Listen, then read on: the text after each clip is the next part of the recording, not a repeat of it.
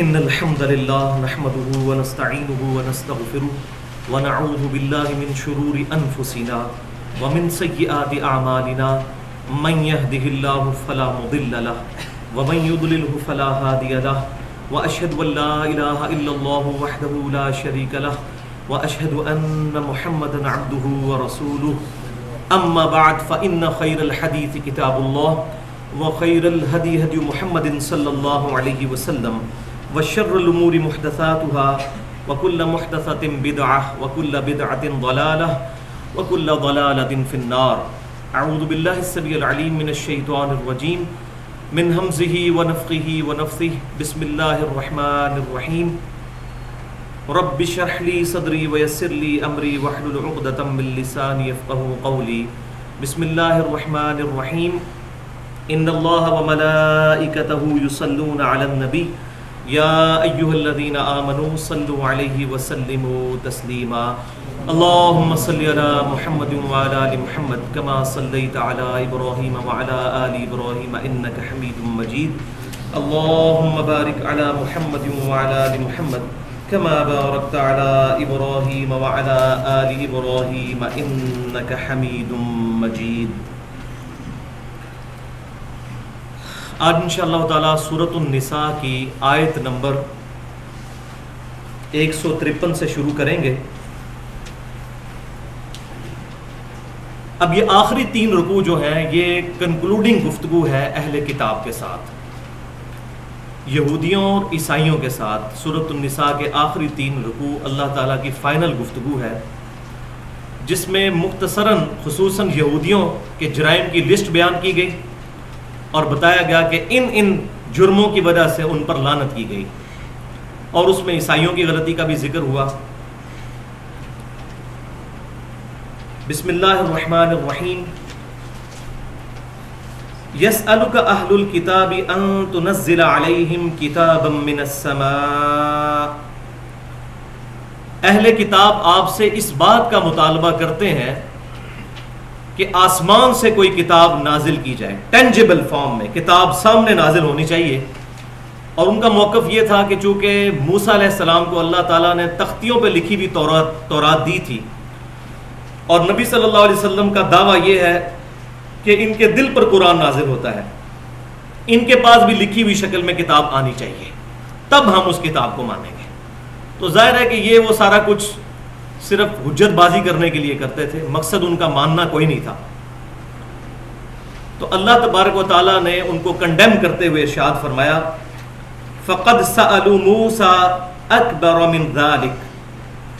اے محبوب صلی اللہ علیہ وسلم، آپ کو پریشان ہونے کی ضرورت نہیں، بے شک اس سے پہلے یہ موسیٰ علیہ السلام سے تو اس سے بھی بڑا مطالبہ کر چکے ہیں. اور وہ کیا؟ فَقَالُوا أَرِنَا اللَّهَ جَهْرَةً، کہ ہمیں عیاناً اللہ تعالیٰ کو سامنے دکھاؤ تو تب ہم اللہ کو مانیں گے. تو اگر ان کا مقصد بات ماننا ہوتا تو موسیٰ علیہ السلام کی بھی بات مان لیتے. تو آپ سے جو مطالبہ کر رہے ہیں، اور مطالبہ در مطالبہ ایک مطالبہ پورا کریں تو اگلا مطالبہ، تو ان کا مقصد ماننا نہیں ہے، بلکہ ان کا مقصد حجت بازی کرنا ہے، آپ کو تنگ کرنا ہے. ورنہ اپنے پیغمبر سے تو یہ اس سے بھی بڑا مطالبہ کر چکے کہ اللہ تعالیٰ کو ہمیں سامنے دکھا دو. پھر کیا ہوا؟ فَأَخَذَتْهُمُ الصَّاعِقَةُ بِظُلْمِهِمْ. تو ایک کڑک نے آ پکڑا ان کو ان کے ظلم کی سبب. تو اللہ تبارک و تعالیٰ کی طرف سے ان پر عذاب آیا، وہ سب کے سب مر گئے. اب یہ جتنے جرائم یہاں بیان ہو رہے ہیں ان کی ڈیٹیل تقریباً 9 رکوع کے اندر سورۃ البقرہ میں بیان کر چکا ہوں. پھر مزید انشاءاللہ ڈیٹیل آئے گی سورۃ الاعراف کے اندر، تو یہاں اس کی ڈیٹیل میں جانے کی ضرورت نہیں ہے، ساری چیزیں نون ہیں. ثم اتخذوا العجل من بعد ما جاءتهم البينات. پھر اس کے بعد ان لوگوں نے بچڑے کو معبود بنا لیا، بعد اس کے کہ ان کے پاس بڑی روشن نشانیاں آ چکی تھیں. یعنی موسیٰ علیہ السلام کو اللہ تعالیٰ نے 9 معجزات دیے تھے بڑے بڑے، ان میں سے بھی 2 بڑے معجزے تھے. ایک موسیٰ علیہ السلام کے جو عصا کا معجزہ تھا، اور دوسرا ید بیضا کا. اپنی بغل سے ہاتھ نکالتے تھے تو وہ سورج کی طرح روشن ہو جاتا تھا. یہ 2 بڑے معجزات موسیٰ علیہ السلام کو دیے گئے. اس کے علاوہ بھی 7 معجزات، اور اس کے باوجود انہوں نے موسیٰ علیہ السلام کو تنگ کیا. بچڑے کو خدا بنا لیا. 70,000 یہودیوں نے جب موسیٰ علیہ السلام کو طور پر گئے تو پیچھے سے بچڑے کو خدا بنا لیا. وہ ڈیٹیل سورۃ البقرہ میں گزر چکی ہے, آگے بھی انشاءاللہ آئے گی. فَعَفَوْنَا عَنْ ذَلِكَ, تو اللہ تعالیٰ فرماتا ہے ہم نے اس بات سے بھی ان کو درگزر کر دیا, ان کی معافی ہوئی. لیکن وہ بڑی مشکل طریقے سے معافی ہوئی تھی. وہ 70,000 جو مرتد تھے پھر ان کو قتل کیا گیا تھا. ہر قبیلے والے نے اپنے اپنے رسپیکٹو لوگوں کو قتل کیا تھا. تو ایک دن کے اندر 70,000 یہودی قتل ہوئے تھے. قتل مرتد کی سزا جو ہے وہ تورات میں بھی موجود ہے. وَآتَيْنَا مُوسَىٰ سُلْطَانًا مُبِينًا, اور موسیٰ علیہ السلام کو تو ہم نے کھلی نشانیاں عطا فرمائی تھی. وَرَفَعْنَا فَوْقَهُمُ الطُّورَ, اور ان کے اوپر ہم نے طور کو بھی بلند کیا تھا. بِمِيثَاقِهِمْ, اس میثاق کے ساتھ ان سے یہ عہد لیا تھا کہ اب کتاب کو پکڑو اور اس کی پیروی کرو. تو اللہ تبارک و تعالیٰ کی طرف سے یہ معجزہ ظاہر ہوا کہ کوہ طور کا جو پہاڑ تھا وہ بادل کی طرح ان کے اوپر آ گیا, اور پھر اس کی دھمکی میں کہا گیا کہ پکڑو اس کتاب کو اور تورات پر عمل کرو. تو انہوں نے بڑا گاڑا عہد کیا.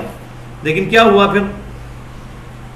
وَقُلْنَا لَهُمُ ادْخُلُوا الْبَابَ سُجَّدًا, پھر ہم نے ان سے یہ بھی کہا تھا کہ جب فلسطین فتح ہوگا تو جب اس دروازے میں جو پہلا سٹی جیریکو فتح ہوگا, اریحا, اس میں جب داخل ہونا تو سجدہ کرتے ہوئے, اللہ کو یاد کرتے ہوئے داخل ہونا. تو انہوں نے اس حکم کو بھی نہیں مانا. وَقُلْنَا لَهُمْ لَا تَعْدُوا فِي السَّبْتِ, اور ہم نے ان کو یہ بھی حکم فرمایا تھا کہ ہفتے والے دن کے معاملے میں حد سے مت بڑھنا. یعنی ہفتے والے دن شکار منع کیا گیا تھا, لیکن ان لوگوں نے اس میں بھی اللہ تعالیٰ کی نافرمانی کی, اور وہ پہلے گزر چکا. سورۃ الاعراف میں بالکل ڈیٹیل آئے گی. پھر کونوا قردۃ خاسئین, ہم نے حکم فرمایا کہ پھر پھٹکارے ہوئے بندر بن جاؤ. تو وہ لوگ خنزیر کی شکل میں, بندروں کی شکل میں اللہ تبارک و تعالیٰ نے ان کو بنا دیا. عذاب اللہ کی طرف سے آیا. وَأَخَذْنَا مِنْهُمْ مِيثَاقًا غَلِيظًا, اور ہم نے بڑا پختہ اور گاڑا قسم کا عہد بنی اسرائیل سے لیا تھا. یہ جتنے بھی عہد لیے تھے, لیکن ان تمام چیزوں کو انہوں نے توڑا اور اللہ تعالیٰ کی لعنت کے مستحق ہوئے. یہ تمام چیزیں جو ہیں اللہ تعالیٰ کی نافرمانیاں, اس کے اگینسٹ جو وہ لعنت کے مستحق ہوئے, اس گفتگو میں وہ محذوف ہے, بٹوین دا ورڈز ہے, کہ ان تمام جرائم کی وجہ سے اللہ تعالیٰ نے ان پر لعنت فرمائی. فَبِمَا نَقْضِهِمْ مِيثَاقَهُمْ, تو بسبب اس کے کہ انہوں نے اللہ تعالیٰ کے عہد توڑ دیے. وَكُفْرِهِمْ بِآيَاتِ اللَّهِ, اور اللہ تعالیٰ کی آیات کے ساتھ کفر کیا. تو اس کے سبب سے کیا ہوا؟ اب یہ بات یہاں نہیں ہے, یہ انڈرسٹوڈ ہے کہ اس کی وجہ سے وہ اللہ کی لعنت کے مستحق ہوئے, یعنی اللہ کی رحمت سے دور ہوئے. وَقَتْلِهِمُ الْأَنْبِيَاءَ بِغَيْرِ حَقٍّ, اور انبیاء کرام علیہ السلام کو انہوں نے بغیر کسی وجہ کے قتل کر دیا. وَقَوْلِهِمْ قُلُوبُنَا غُلْفٌ, اور پھر ان کا یہ کہنا بھی کہ ہمارے دل تو غلافوں میں لپٹے ہوئے ہیں.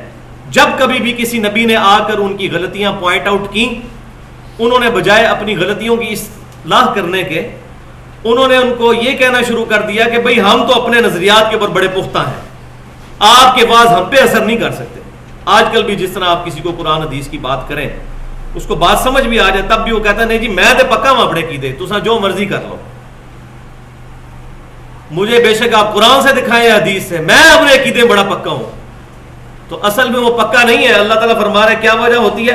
بل طبع اللہ علیہم بکفرہم, علیہا بکفرہم, بلکہ اللہ تعالیٰ نے ان کے دلوں پر مہر کر دی ہے ان کے کفر کے سبب. اللہ تعالیٰ ظالم نہیں ہے, ان کی نافرمانیوں کی وجہ سے اللہ تعالیٰ کی ڈیوائن مہر جو ہے ان پر لگ گئی. اب ان کو ہدایت نہیں ملے گی الا ماشاء اللہ. فلا یؤمنون الا قلیلا, تو یہ ہرگز ایمان نہیں لائیں گے مگر چند ایک لوگ شاید لے آئیں. تو یہ ساری ان کی جرائم کی لسٹ, اور اس کی وجہ سے اللہ تعالیٰ کی لعنت کا مستحق ہونا.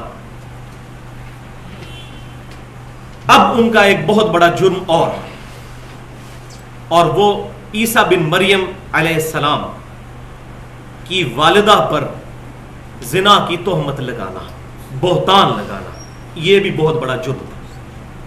اور یہاں بہتان کا لفظ استعمال ہوگا, اس کی وجہ یہ ہے کہ علماء یہود کو اور یہودی عوام کو یہ بات پتہ تھی کہ عیسیٰ علیہ السلام معجزانہ طور پر پیدا ہوئے. اسی وجہ سے 30 سال کی عمر تک پہنچتے ہوئے کسی بھی یہودی عالم نے عیسیٰ بن مریم علیہ السلام کو ولد الزنا یا حرامی یا دجال نہیں کہا تھا، کیونکہ ان کے سامنے سارا معاملہ ہوا تھا، جو سورہ مریم میں ڈیٹیل آئے گی آگے چل کر، کہ اللہ تبارک و تعالیٰ نے ایک گود میں نیو بورن بیبی کو زبان دے دی ہے اور وہ بول کے کہہ رہا ہے کہ میں اللہ کا پیغمبر ہوں، مجھے اللہ تعالیٰ نے کتاب دی ہے.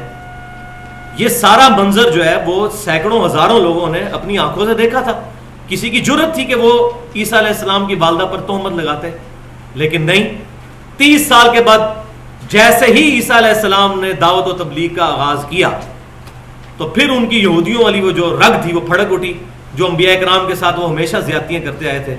تو انہوں نے کہا یہ تو معاذ اللہ ہے ہی حرامی، نعوذ باللہ من ولد الزنا، دجال، جھوٹا، اس قسم کے گندے الفاظ انہوں نے اللہ کے پیغمبر کے بارے میں استعمال کیے.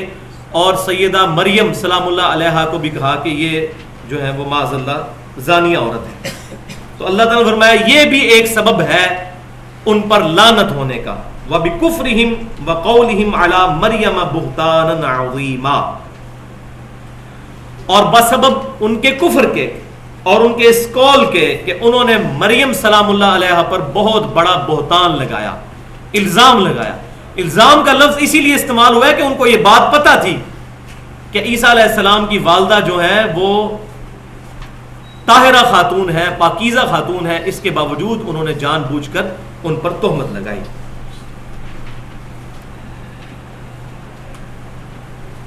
اور ان کا کہنا یہ بھی ہے، ان کی کتابوں میں یہ ان کا کلام ہے کہ سیدہ مریم کی چونکہ منگنی تو ہو چکی ہوئی تھی یوسف نجار نامی ایک بڑھئی کے ساتھ، لیکن ابھی ودائی ہونی باقی تھی، یعنی رخصتی ابھی نہیں ہوئی تھی، صرف منگنی ہوئی ہوئی تھی.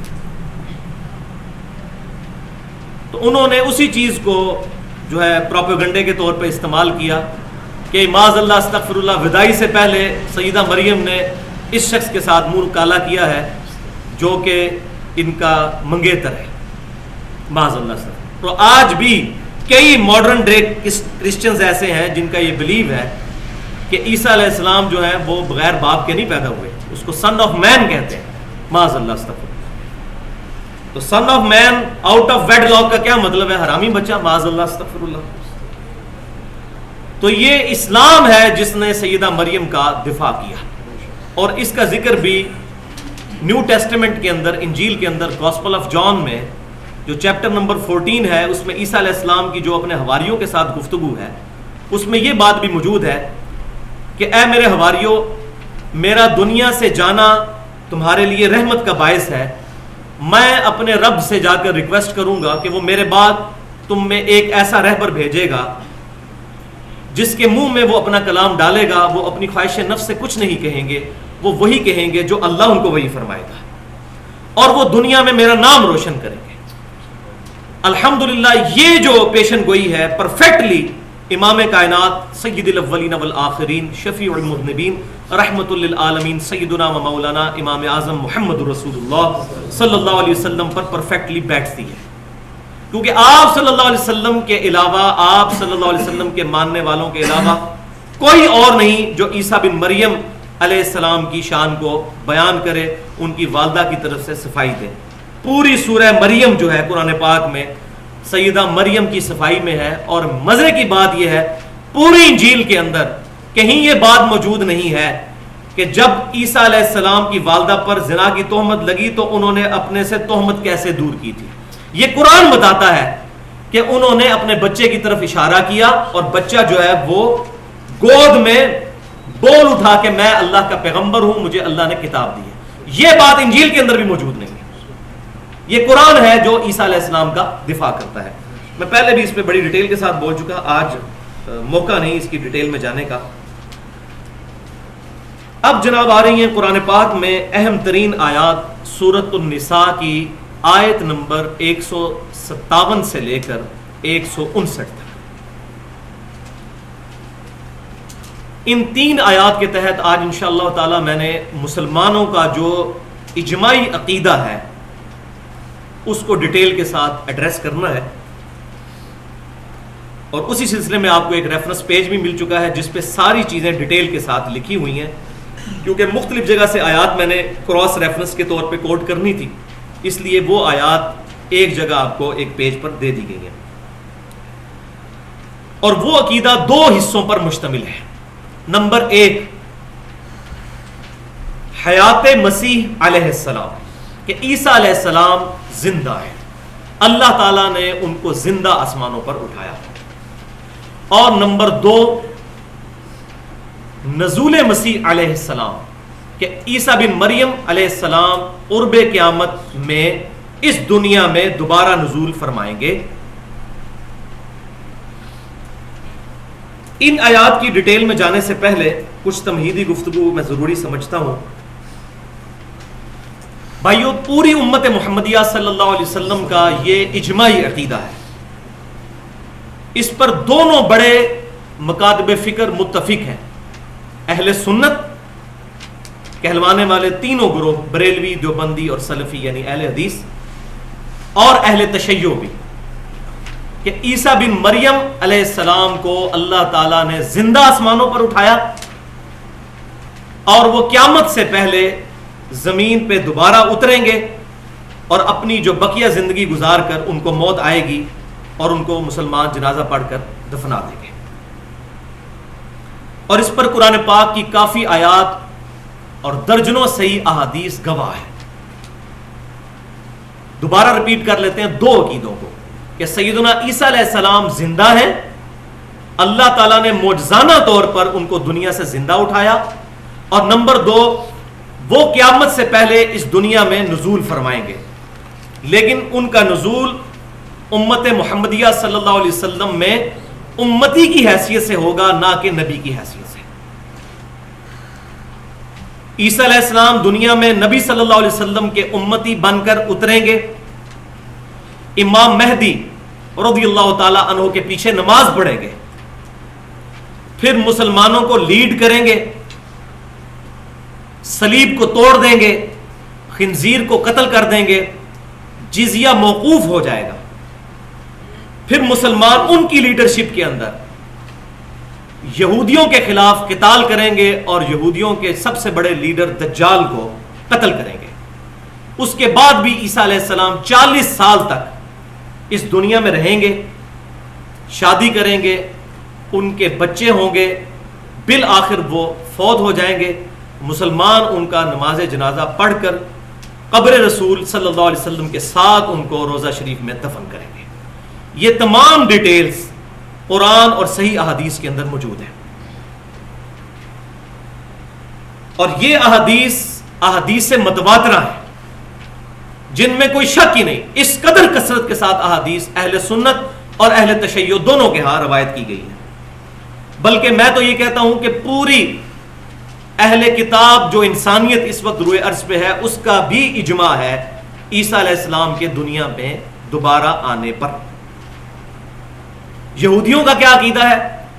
جوز یہ کہتے ہیں، اور اولڈ ٹیسٹمنٹ میں یہ بات لکھی ہوئی ہے کہ ایک مسیح آئے گا بنی اسرائیل کے اندر اور وہ یہودیوں کو نجات دلائے گا۔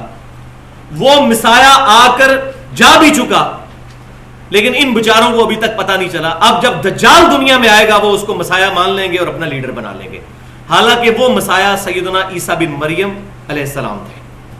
ان کو انہوں نے ولد الحرام اور معاذ اللہ دجال اور حرامی کہہ کر ٹھکرا دیا، والعیاذ باللہ تعالی۔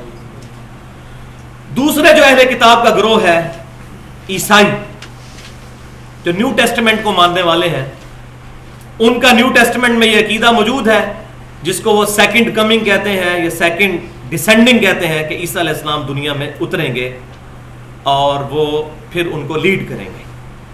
اور تیسرا اہل کتاب کا گروہ، ہم مسلمان ہیں، ہم بھی اہل کتاب ہیں کیونکہ ہمیں بھی اللہ تعالیٰ نے کتاب دی ہے، فائنل ٹیسٹمنٹ، میں اس کو کہتا ہوں final testament, old testament, new testament, اور یہ فائنل ٹیسٹمنٹ قرآن۔ ہمارا بھی یہ اجماعی عقیدہ ہے، اور الحمدللہ قرآن اور صحیح احادیث دونوں کے اندر یہ عقیدہ موجود ہے۔ سورہ آل عمران کی آیت نمبر 55، سورۃ النساء کی آیات نمبر 157 سے لے کر 159 تک، اور سورہ الزخرف کی آیت نمبر 61 میں اس کی پوری ڈیٹیل موجود ہے. اس میں میں نے پہلے بھی سورہ آل عمران کی جو تفسیر تھی اس کے دوران ڈیٹیل کے ساتھ گفتگو کی تھی, جو مسئلہ نمبر 12 کے نام سے عقیدہ حیات و نزول مسیح علیہ السلام ہماری ویب سائٹ ahlsunnatpak.com پہ رکھی ہوئی ہے.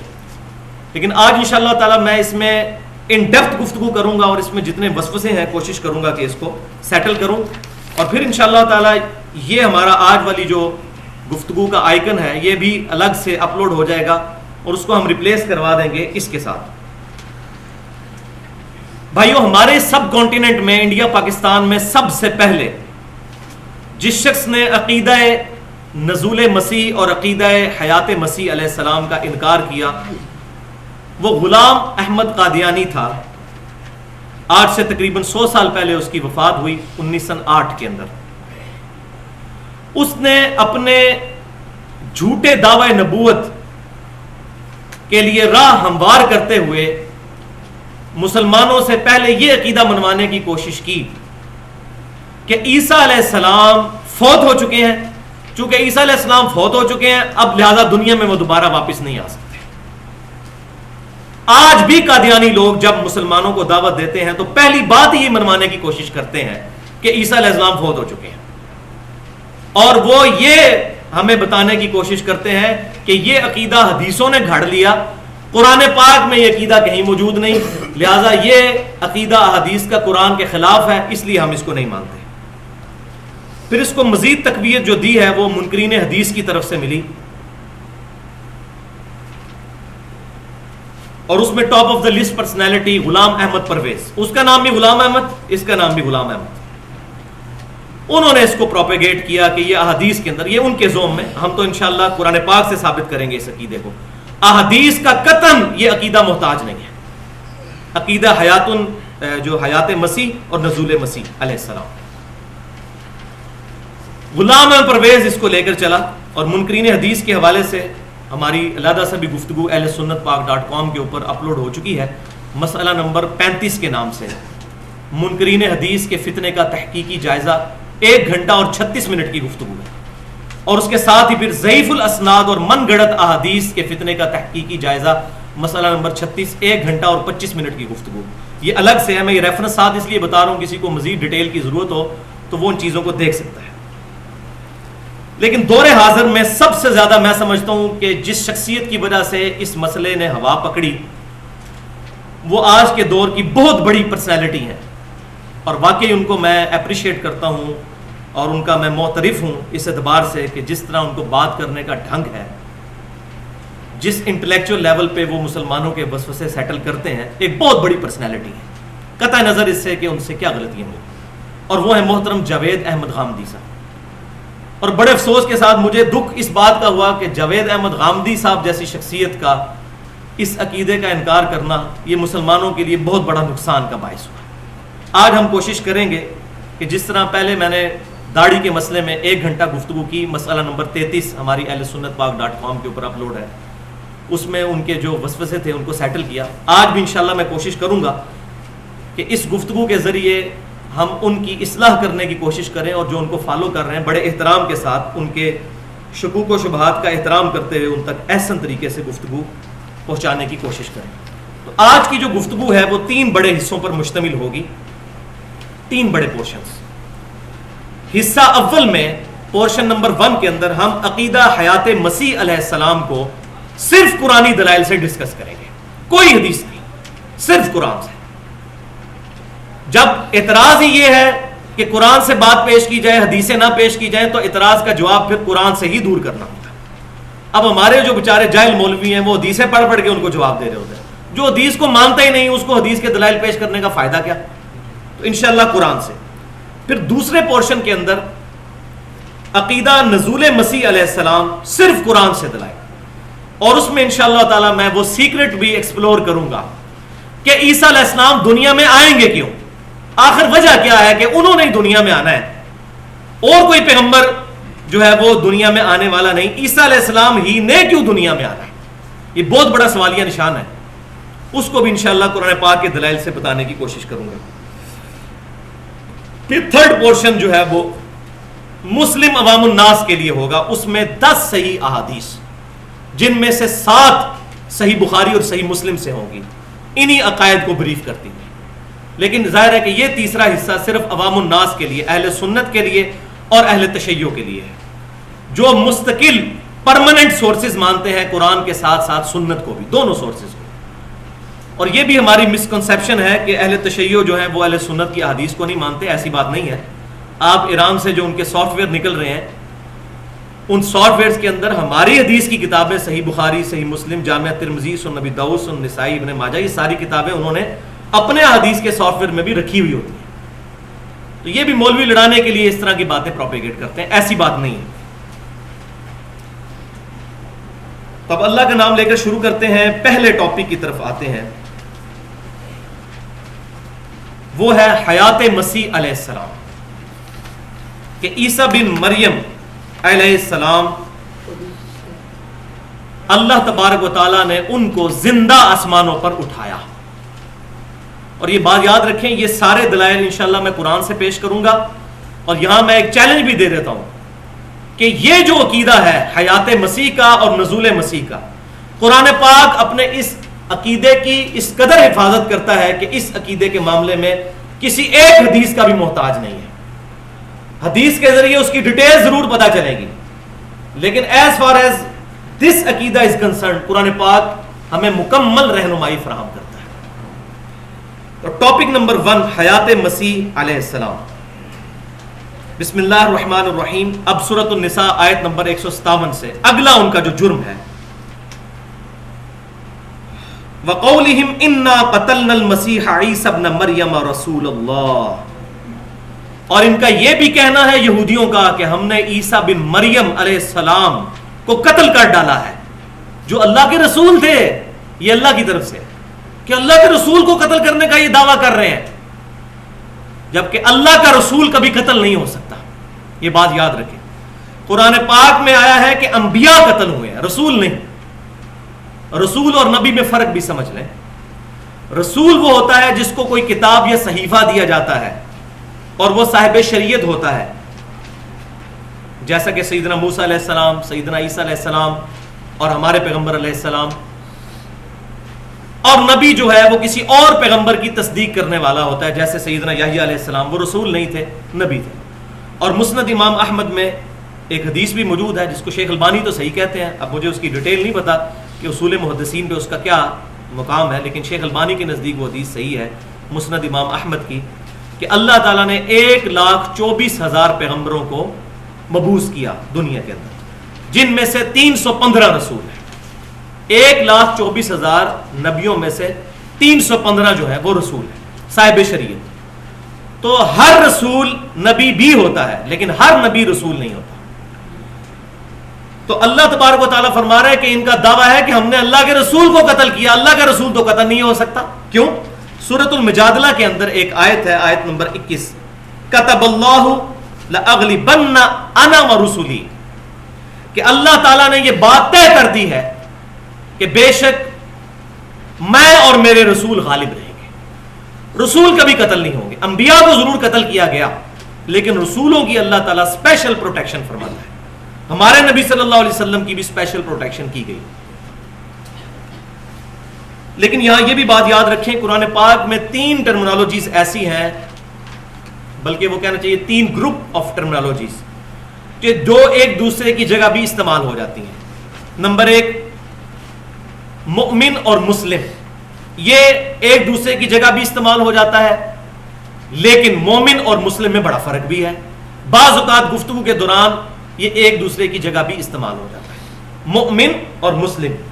دوسری ٹرم ہے جہاد اور قتال، یہ ایک دوسرے کے ایکویلنٹ ورڈ کے طور پہ بھی کبھی کبھار استعمال ہوتے ہیں، لیکن بیسیکلی ان میں فرق بھی ہے۔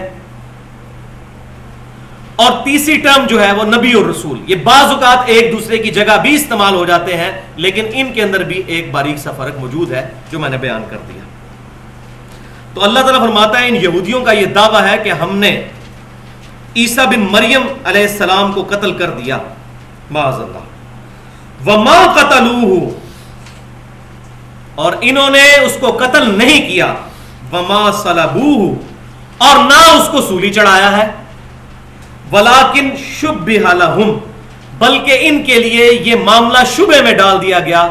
اور انگلش میں اگر اس کو صحیح ٹرانسلیٹ کریں تو وہ بنے گا ایمبیگوس ہو گیا، ان کے لیے مبہم ہو گیا، ان کو پتہ نہیں چلا کہ معاملہ کیا ہوا. وَإِنَّ الَّذِينَ اخْتَلَفُوا فِيهِ، اور بے شک وہ لوگ جو اس معاملے میں اختلاف کر رہے ہیں، لفی شک منہ، وہ اس کے بارے میں شک میں ہے، خود بھی وہ کانفیڈنٹ نہیں ہے اس معاملے میں. وہ آگے ڈیٹیل آئے گی کیوں. ما لہم بہ من علم، اس چیز کے بارے میں ان کے پاس کوئی ڈیفینیٹ علم نہیں جس کی بنیاد پہ یہ دعویٰ کر رہے ہیں. الا اتباع الظن، مگر یہ کہ یہ اپنے گمان کی پیروی کر رہے ہیں، یہ ان کے اپنے اٹکل پچو ہیں، یہ اپنی یہ آئٹریشنز پرفارم کر رہے ہیں اور کہہ رہے ہیں کہ یہ ہوا. وما قتلوہ یقینا، اور یقیناً عیسیٰ علیہ السلام کو قتل نہیں کیا گیا. بل رفعہ اللہ الیہ، بلکہ اللہ تعالیٰ نے ان کو اپنی طرف بلند کر لیا. کتنے واضح الفاظ ہیں، یہاں الفاظ ہونے چاہیے تھے بلکہ وہ اپنی موت خود مر گئے اگر ان پر موت آئی ہوتی. اتنی ایمبیگوس بات کرنے کی کیا ضرورت تھی. وَكَانَ اللَّهُ عَزِيزًا حَكِيمًا، اور اللہ تعالیٰ غالب ہے اور حکمت والا ہے. یہ سورۃ النساء کی آیات میں جو یہ بات بیان ہوئی کہ معاملہ ان کے لیے مشتبہ کر دیا گیا. آگے سورہ ال عمران میں بھی آئے گا وَمَكَرُوا وَمَكَرَ اللَّهُ، انہوں نے اپنی جو ہے چال چلی اور اللہ نے اپنی خفیہ تدبیر فرمائی. وَاللَّهُ خَيْرُ الْمَاكِرِينَ، اور اللہ تعالیٰ سب سے بڑھ کر خفیہ تدبیر فرمانے والا ہے. اس کی ڈیٹیل نہ تو ہمیں قرآن میں ملتی ہے اور نہ ہمارے ذخیرہ احادیث میں ہے اور نہ ہی ہمارے پرانے مفسرین کے پاس یہ بات موجود ہے کہ یہ ہوا کیا تھا اصل میں. آج سے تقریباً 400 سال پہلے پوپ کی لائبریری سے ایک انجیل کا نسخہ برآمد ہوا، انجیل برناباس. اگرچہ اس انجیل کو وہ لوگ نہیں مانتے کرسچنز، وہ انہی 4 بیسک انجیلز کو مانتے ہیں.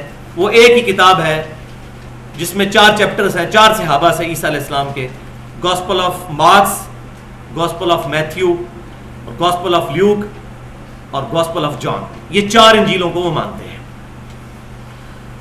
لیکن ان 4 انجیلوں میں برناباس نامی ایک صحابی کا ذکر موجود ہے ان 12 حواریوں کے اندر جو عیسیٰ علیہ السلام پر ایمان لے کر آئے تھے.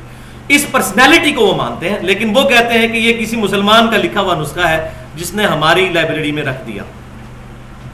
این ممکن ہے ان کی بات ٹھیک بھی ہو، ہم اس کو دلیل کے طور پر نہیں پیش کر رہے قطع نظر اس کے، لیکن اس کے اندر جو کچھ بیان ہوا وہ بالکل قرآن کی بتائی ہوئی بات میں فٹ ان بیٹھتی ہے بات کہ وہ معاملہ مشتبہ کیسے ہوا تھا.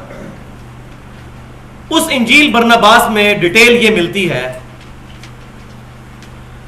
کہ عیسیٰ علیہ السلام نے جب 30 سال کی عمر میں دعوی نبوت کیا اور اپنی دعوت پھیلانی شروع کی تو جو بڑے بڑے یہودی علماء تھے انہوں نے ان کی مخالفت شروع کر دی. ظاہر ہے ان کو نظر آتا تھا کہ ہم 70-80 سال کے چٹی داڑیوں والے بابے اور یہ کالی داڑھی والا لڑکا کل کا اٹھ کے یہ ہمیں سمجھا رہا ہے اور ہماری غلطیاں پوائنٹ آؤٹ کر رہا ہے کہ ہمیں سود خوری نہیں کرنی چاہیے، ہمیں یہ نہیں کرنا چاہیے، ہمیں فلاں برائی نہیں کرنی چاہیے. تو وہ لوگ مخالفت پہ اتر آئے. سب سے پہلے تو ہم پڑھ چکے اسی سورۃ النساء میں کہ انہوں نے سیدہ مریم پر بہتان لگایا. اس کے بعد انہوں نے یہ ارادہ کیا کہ کسی طریقے سے عیسیٰ علیہ السلام کو شہید کر دیا جائے، اس سے جان ہی چھڑا لی جائے. جب تک یہ رہے گا اس وقت تک ہماری غلطیاں پوائنٹ آؤٹ کرتا رہے گا. معاذ اللہ. تو انہوں نے اپنے ناپاک ارادے کو عملی جامہ پہنانے کے لیے عیسیٰ علیہ السلام کے ایک حواری جس کا نام یہودا تھا، ان 12 میں سے اس کو پیسے دے کے خرید لیا. اچھا، اس وقت یروشلم پر حکومت تھی یہودیوں کی، لیکن ان کا جو کنگ تھا وہ پپٹ کنگ تھا، کٹ پتلی بادشاہ. اصل اوپر حکومت تھی رومن امپائر کی. جس طرح کافی عرصہ تک ہمارے اس مصر ملک کے اندر، اسلامی ملک میں کنگ فاروق بیٹھا کرتے تھے اور وہ کٹ پتلی بادشاہ ہوتے تھے. اصل میں اوپر جو ہے وہ شہنشاہ وہ ملکہ وکٹوریہ ہی ہوا کرتی تھی، اسی کا حکم چلتا تھا. تو اس وقت بھی رومن امپائر اوپر تھی، بت پرستوں کی حکومت تھی. لہذا کسی بھی شخص کو کوئی بڑی سزا، کیپٹل پنشمنٹ دینے کے لیے ان کو رومن امپائر سے بھی بات منوانی پڑتی تھی. کیس یہی بنا کہ ان کی اپنی عدالتیں بھی تھی یہودیوں کی، انہوں نے عدالتیں وغیرہ جو ہے لگا کے کسی طریقے سے ان پر الزام لگا کر کہ یہ تو جادوگر ہے اور یہ تو ادھر جو ہے وہ غلط نظریات پھیلا رہا ہے، اور ان کا معاملہ کورٹ تک پہنچا دیا ہے۔ رومن امپائر سے بھی یہ بات منظور کروا لی کہ اس کو سولی چڑھایا جائے، اس کی سزا یہی ہے۔ اب عیسیٰ علیہ السلام کے اس حواری کو، یہودا کو انہوں نے خرید لیا، اور جس کوٹری کے اندر سیدنا عیسیٰ علیہ السلام عبادت کرتے تھے اپنے حواریوں کے ساتھ، تو رات کے وقت وہ چپ کر کے یہودا نکلا اور رومن امپائر کے پاس جا کے اس نے شکایت کی کہ جی آپ کا جو مجرم ہے وہ فلاں جگہ چھپا ہوا ہے۔ اب ظاہر ہے رومن امپائر کے جو فوجی تھے وہ حضرت عیسیٰ علیہ السلام کو پہچانتے کوئی نہیں تھے، کیونکہ وہ یہودی تو ہے نہیں تھے کہ ان کا انٹریکشن ہو۔ تو اس یہودا نے یہ کہا کہ میں اس رات کے اندھیرے میں مشل بردار جو آپ اپنے ساتھ لے کر چلیں، جس شخص کی طرف میں اشارہ کر کے کہوں گا نا اے میرے استاد، وہی عیسیٰ علیہ السلام ہوگے، ان کو پکڑ لینا اور ان کو پھر قید کر دینا۔ لیکن اللہ کا کرنا کیا ہوا؟ اللہ تبارک و تعالی نے ان کے وہاں پہنچنے سے پہلے ہی 4 فرشتے بھیجے۔ اس کوٹھڑی کو، اس کی چھت کو پھاڑا گیا، فرشتے نیچے اترے، عیسیٰ علیہ السلام کو لے کر آسمانوں کی طرف روانہ ہو گئے۔ یہ انجیل برناباس میں ڈیٹیل مل رہی ہے، نہ قرآن میں ہے اور نہ احادیث میں، اور نہ ہمارے پرانے مفسرین کو یہ باتیں پتا تھی۔ عیسیٰ علیہ السلام کو لے کر وہ آسمانوں پر چڑھ گئے۔ اب اللہ کا کرنا یہ ہوا کہ جس یہودا نے شکایت کی تھی، اللہ تبارک و تعالیٰ نے اس کی شکل حضرت عیسیٰ علیہ السلام والی بنا دی۔ اب رات کے اندھیرے کے اندر وہ ان کے ساتھ ہی تھا۔ جیسے ہی کوٹھڑی میں انٹر ہوا اور پیچھے سے وہ مشل بردار لوگ انٹر ہوئے، روشنی میں دیکھا تو اس باقی جو حواری تھے 11، انہوں نے اس کو یہودا کو دے کر کہا اے ہمارے استاد۔ وہ فوجیوں نے پکڑ لیا، اس کو پکڑ لیا۔ وہ چیختا رہا کہ میں یہودا ہوں، میں عیسیٰ علیہ السلام نہیں ہوں۔ اس کو پکڑ کے پھر سولی چڑھا دیا گیا۔ لہٰذا یہ جو عقیدہ عیسائیوں کے اندر آیا کہ عیسیٰ علیہ السلام سولی چڑھے ہیں، کسی حد تک بیچارے وہ جسٹیفائی ہیں، کیونکہ یہودیوں نے عیسیٰ علیہ السلام کی شکل کا ایک بندہ تو چڑھایا سولی پہ، اس لیے اللہ تعالیٰ فرما رہا ہے کہ معاملہ ان کے لیے مبہم کر دیا۔ وہ جب چڑھا چکے تو بعد میں ان کو پتا چلا کہ بھائی یہ بندے 13 تو پورے ہونے چاہیے، 12 حواری اور ایک عیسیٰ علیہ السلام، لیکن بندے 12 ہیں، ایک بندہ کدھر گیا بیچ میں سے؟ اگر یہ عیسیٰ علیہ السلام ہے تو پھر یہودا کدھر گیا؟ اور اگر یہودا عیسیٰ علیہ السلام کی شکل اختیار کر چکا ہے تو پھر عیسیٰ علیہ السلام کدھر گئے؟ تو یہ وہی بات ہے جس کو اللہ تبارک و تعالیٰ نے فرمایا وَلَٰكِنْ شُبِّهَ لَهُمْ، ان کے لیے معاملہ مشتبہ کر دیا گیا، مبہم ہو گیا، ایمبیگوس ہو گیا۔ بَلْ رَفَعَهُ اللَّهُ إِلَيْهِ، بلکہ اللہ تعالیٰ نے ان کو اپنی طرف بلند کر لیا۔ اب اسی کا ذکر جو ہے وہ سورہ آل عمران میں بھی آیت نمبر 52 سے 55 تک ہے، وہ بھی پڑھ لیتے ہیں۔ فَلَمَّا أَحَسَّ عِيسَى مِنْهُمُ الْكُفْرَ، جب عیسیٰ علیہ السلام نے بنی اسرائیل سے، یہودیوں کی طرف سے جن کی طرف وہ پیغمبر بنا کر بھیجے گئے تھے، کفر کو محسوس کر لیا کہ یہ لوگ اب ایمان لانے والے نہیں، قَالَ مَنْ أَنصَارِي إِلَى اللَّهِ، تو انہوں نے یہ پھر ندا بلند کی، کون ہے جو اللہ کے لیے میری مدد کرے، والنٹیئرلی میرے ساتھ کھڑا ہو دین کے لیے۔ قال الحواریون نحن انصار اللہ، عیسیٰ علیہ السلام کے حواریوں نے کہا کہ ہم ہیں اللہ کے دین کے مددگار، آپ کے ساتھ۔ آمنا باللہ، ہم ایمان لائے اللہ پر، واشہد بأننا مسلمون، اور آپ بھی گواہ ہو جائیے کہ ہم مسلمان ہیں، ہم سر تسلیم خم کرنے والے ہیں۔ تو عیسیٰ علیہ السلام ان کے ماننے والے بھی مسلم تھے، الحمدللہ۔ پھر انہوں نے دعا کی ربنا آمنا بما انزلت واتبعنا الرسول، انہوں نے دعا کی اے رب ہمارے، ہم ایمان لائے اس چیز پر جو تو نے نازل کی، اور ہم تیرے رسول کی اتباع کرنے والے، پیروی کرنے والوں میں شامل ہو گئے۔ فاکتبنا مع الشاہدین، تو ہمیں تو اب گواہوں میں لکھ لے۔